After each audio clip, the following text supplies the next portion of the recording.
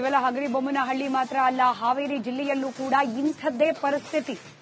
ಇರೋ ಯೂರಿಯಾ ಗೊಬ್ಬರವನ್ನ ಪಡೆದುಕೊಳ್ಳೋಕೆ ರೈತರು ನಾ ಮುಂದು ತಾ ಮುಂದು ಅಂತ ಹೇಳಿ ಒಬ್ಬರ ಮೇಲೆ ಒಬ್ಬರು ಬಿದ್ದು ಪರದಾಡ್ತಾ ಇರುವ ಘಟನೆ ವರದಿಯಾಗಿದೆ. ಹಾವೇರಿಯಲ್ಲೂ ಕೂಡ ಗೊಬ್ಬರಕ್ಕೆ ಅಭಾವ, ಅನ್ನದಾತರು ಪರದಾಡ್ತಾ ಇದ್ದಾರೆ. ಹಾವೇರಿ ಜಿಲ್ಲೆಯಲ್ಲೂ ಕೂಡ ಅನ್ನದಾತರಿಗೆ ಯೂರಿಯಾ ಗೊಬ್ಬರದ ಕೊರತೆ ಕಂಡುಬಂದಿದೆ. ಕಾಟೇನಹಳ್ಳಿ ಗ್ರಾಮದ ಸೊಸೈಟಿ ಮುಂದೆ ರೈತರು ಕ್ಯೂ ನಿಂತಿದ್ದಾರೆ. ನಾ ಮುಂದು ತಾ ಮುಂದು ಅಂತ ಹೇಳಿ ಗೊಬ್ಬರ ಖರೀದಿ ಮಾಡಲಿಕ್ಕೆ ಮುಗಿಬಿದ್ದಿದ್ದಾರೆ ರೈತರು. ಹೆಚ್ಚುವರಿ ಗೊಬ್ಬರ ನೀಡುವಂತೆ ನೂರಾರು ರೈತರು ಆಗ್ರಹಿಸ್ತಾ ಇದ್ದಾರೆ.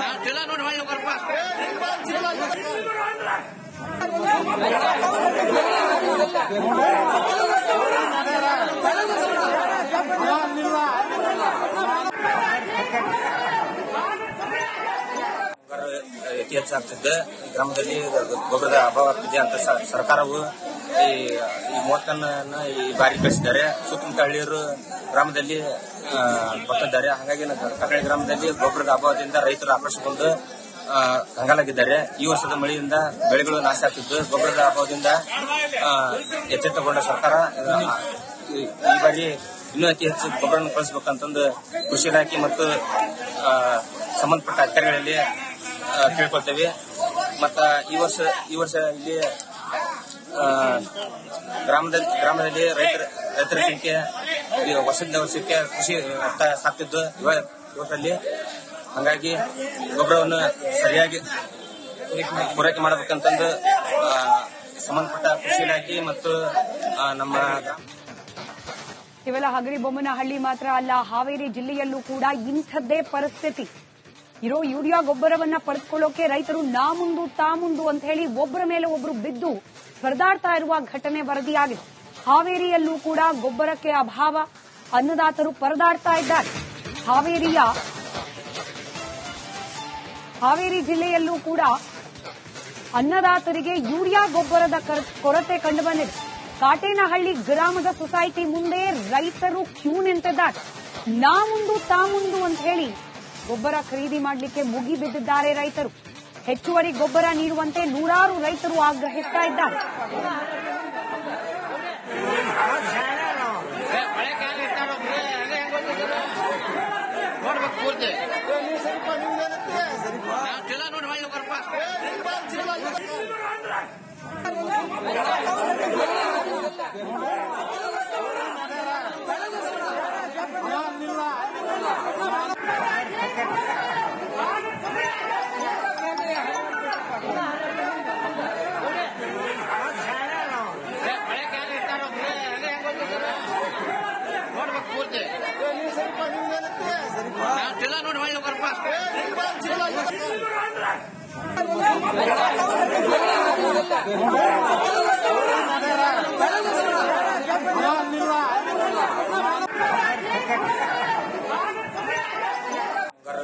ಅತಿ ಹೆಚ್ಚಾಗ್ತಿದ್ದ ಗ್ರಾಮದಲ್ಲಿ ಗೊಬ್ಬರದ ಅಭಾವ ಆಗ್ತಿದೆ ಅಂತ ಸರ್ಕಾರವು ಈ 30 ಟನ್ ಈ ಬಾರಿ ಕಳಿಸಿದ್ದಾರೆ. ಸುತ್ತಮುತ್ತ ಹಳ್ಳಿಯರು ಗ್ರಾಮದಲ್ಲಿ ಬರ್ತಿದ್ದಾರೆ. ಹಾಗಾಗಿ ಕಕಳೆ ಗ್ರಾಮದಲ್ಲಿ ಗೊಬ್ಬರದ ಅಭಾವದಿಂದ ರೈತರು ಆಕ್ರೋಶಗೊಂಡು ಕಂಗಾಲಾಗಿದ್ದಾರೆ. ಈ ವರ್ಷದ ಮಳೆಯಿಂದ ಬೆಳೆಗಳು ನಾಶ ಆಗ್ತಿದ್ದು, ಗೊಬ್ಬರದ ಅಭಾವದಿಂದ ಎಚ್ಚೆತ್ತುಕೊಂಡ ಸರ್ಕಾರ ಈ ಬಾರಿ ಇನ್ನೂ ಅತಿ ಹೆಚ್ಚು ಗೊಬ್ಬರವನ್ನು ಕಳಿಸಬೇಕಂತಂದು ಕೃಷಿ ಇಲಾಖೆ ಮತ್ತು ಸಂಬಂಧಪಟ್ಟ ಅಧಿಕಾರಿಗಳಲ್ಲಿ ಕೇಳ್ಕೊಳ್ತೇವೆ.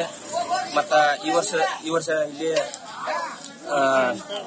ಗ್ರಾಮದಲ್ಲಿ ರೈತರ ಸಂಖ್ಯೆ ವರ್ಷಕ್ಕೆ ಕೃಷಿ ಸಾಕ್ತಿದ್ದು ಇವತ್ತಲ್ಲಿ. ಹಾಗಾಗಿ ಗೊಬ್ಬರವನ್ನು ಸರಿಯಾಗಿ ಪೂರೈಕೆ ಮಾಡಬೇಕಂತಂದು ಸಂಬಂಧಪಟ್ಟ ಕೃಷಿ ಇಲಾಖೆ ಮತ್ತು ನಮ್ಮ ಕೇವಲ ಹಗರಿಬೊಮ್ಮನಹಳ್ಳಿ ಮಾತ್ರ ಅಲ್ಲ, ಹಾವೇರಿ ಜಿಲ್ಲೆಯಲ್ಲೂ ಕೂಡ ಇಂಥದ್ದೇ ಪರಿಸ್ಥಿತಿ. ಇರೋ ಯೂರಿಯಾ ಗೊಬ್ಬರವನ್ನ ಪಡೆದುಕೊಳ್ಳೋಕೆ ರೈತರು ನಾ ಮುಂದು ಅಂತ ಹೇಳಿ ಒಬ್ಬರ ಮೇಲೆ ಒಬ್ರು ಬಿದ್ದು ಪರದಾಡ್ತಾ ಇರುವ ಘಟನೆ ವರದಿಯಾಗಿದೆ. ಹಾವೇರಿಯಲ್ಲೂ ಕೂಡ ಗೊಬ್ಬರಕ್ಕೆ ಅಭಾವ, ಅನ್ನದಾತರು ಪರದಾಡ್ತಾ ಇದ್ದಾರೆ. ಹಾವೇರಿ ಜಿಲ್ಲೆಯಲ್ಲೂ ಕೂಡ ಅನ್ನದಾತರಿಗೆ ಯೂರಿಯಾ ಗೊಬ್ಬರದ ಕೊರತೆ ಕಂಡುಬಂದಿದೆ. ಕಾಟೇನಹಳ್ಳಿ ಗ್ರಾಮದ ಸೊಸೈಟಿ ಮುಂದೆ ರೈತರು ಕ್ಯೂ ನಿಂತಿದ್ದಾರೆ. ನಾ ಮುಂದು ಅಂತ ಹೇಳಿ ಗೊಬ್ಬರ ಖರೀದಿ ಮಾಡಲಿಕ್ಕೆ ಮುಗಿ ಬಿದ್ದಿದ್ದಾರೆ ರೈತರು. ಹೆಚ್ಚುವರಿ ಗೊಬ್ಬರ ನೀಡುವಂತೆ ನೂರಾರು ರೈತರು ಆಗ್ರಹಿಸ್ತಾ ಇದ್ದಾರೆ.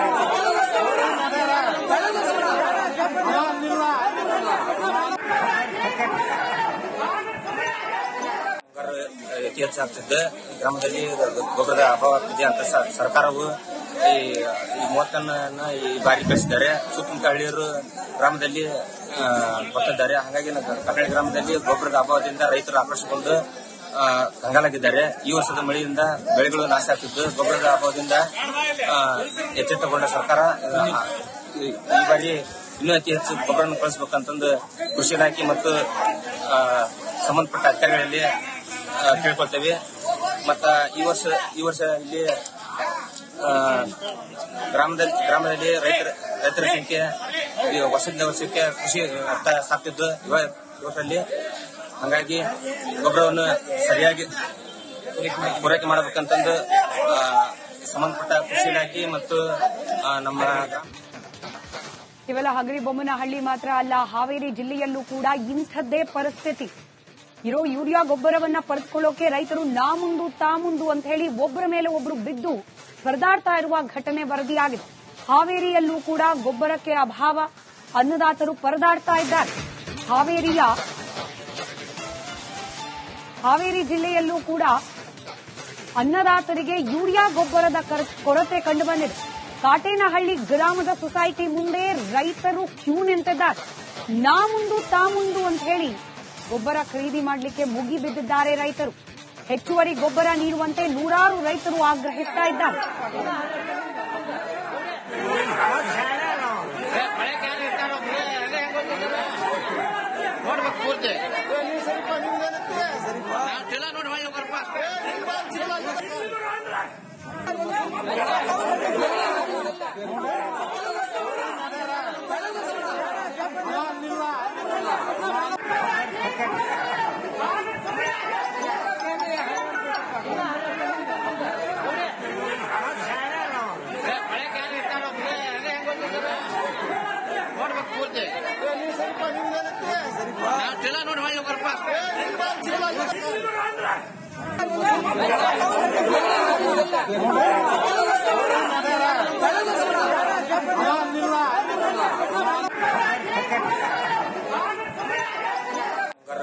ಅತಿ ಹೆಚ್ಚಾಗ್ತಿದ್ದ ಗ್ರಾಮದಲ್ಲಿ ಗೊಬ್ಬರದ ಅಭಾವ ಇದೆ ಅಂತ ಸರ್ಕಾರವು ಈ 30 ಟನ್ ಈ ಬಾರಿ ಕಳಿಸಿದ್ದಾರೆ. ಸುತ್ತಮುತ್ತ ಹಳ್ಳಿಯರು ಗ್ರಾಮದಲ್ಲಿ ಬರ್ತಿದ್ದಾರೆ. ಹಾಗಾಗಿ ಕನ್ನಡ ಗ್ರಾಮದಲ್ಲಿ ಗೊಬ್ಬರದ ಅಭಾವದಿಂದ ರೈತರು ಆಕ್ರೋಶಗೊಂಡು ಕಂಗಾಲಾಗಿದ್ದಾರೆ. ಈ ವರ್ಷದ ಮಳೆಯಿಂದ ಬೆಳೆಗಳು ನಾಶ ಆಗ್ತಿದ್ದು ಗೊಬ್ಬರದ ಅಭಾವದಿಂದ ಎಚ್ಚೆತ್ತುಕೊಂಡ ಸರ್ಕಾರ ಈ ಬಾರಿ ಇನ್ನೂ ಅತಿ ಹೆಚ್ಚು ಗೊಬ್ಬರವನ್ನು ಕಳಿಸಬೇಕಂತಂದು ಕೃಷಿ ಇಲಾಖೆ ಮತ್ತು ಸಂಬಂಧಪಟ್ಟ ಅಧಿಕಾರಿಗಳಲ್ಲಿ ಕೇಳ್ಕೊಳ್ತೇವೆ.